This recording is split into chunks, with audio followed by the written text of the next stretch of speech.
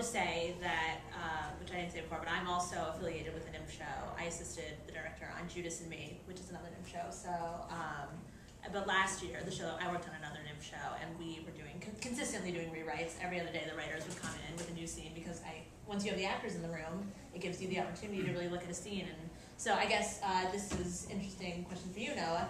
How is it when you memorize one page and then the next day someone comes in and says, no, we're changing it completely? What is that process like for you? Well, are there other actors in the room? Who's anyone out here? Yeah. So maybe you guys have. I mean, a lot of the stuff that we sort of grow up doing are like Carousel in Oklahoma and all these shows that are obviously written, so that's just what it is. But it's an exciting process to have new stuff thrown at you. Sometimes it can be a little frustrating, I guess, because just like for them, like I'm sure there might even be 20 other changes you make, but it's like, all right, we open in 3 days, so this is what we have. Let's at least polish what we have. And so we get to a point too, where we're like, I finally memorized this word and these harmonies, and so today we just changed the whole end of Act 1. But ultimately, it's exciting. The only time it's not exciting is when I was out of town with a new Broadway show, and we were watching them. And that, like, it's like old school, like Gershwin. I mean, because you're trying to open a new Broadway show, and then you're rehearsing new stuff in the lobby of like a Broadway theater, and it's just really exciting. But so we were sitting there, and they were making all these changes. We're like, oh, that's such a good change. Oh, that's a good change. That's a good change. And then they changed this one really critical scene. And if anyone had confiscated our cell phones at that time, we all would have been fired because we're like, oh no, they're ruining our Broadway show.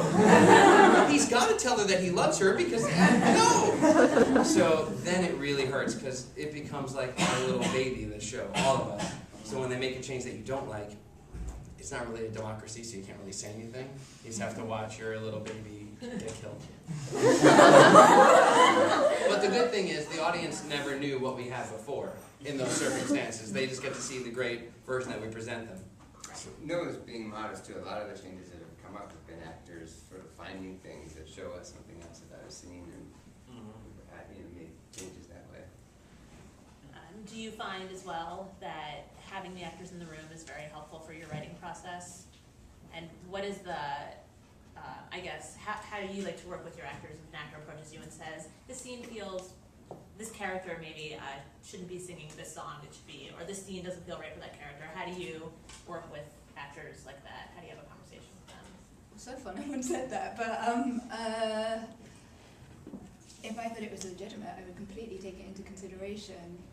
And I'm trying to think, we did the show in London before, did that? I mean, the thing is, you want to listen to actors, you want to, it's like they're doing their job by not jumping in, but you can just see it on their faces. You're like, okay, this doesn't make sense to you, I could tell, I mean, I think it's good to encourage actors to talk. Yeah, I used to be an actress. Yeah, I mean, I used to be an actress, so I think what they have to say, and also being an actress, I can tell if I've written a shit line, I can tell that immediately, and I can see them trying to make it work, and I'm like, no, it's my fault. They'll say like, sorry, and I'm like, no, that's my fault. That was crap, But then actors, I mean, I'm so impressed by actors that they'll say something that I read, and I'm like, that isn't working, and then the way that it's read, it's like, oh my God, they just made that work. So it's like all that, like it's just this total respect thing going on, where you're just like watching and going, wow, okay, now I'm looking at that differently because you are this amazing actor. I mean, it's really, really impressive, So you do want to,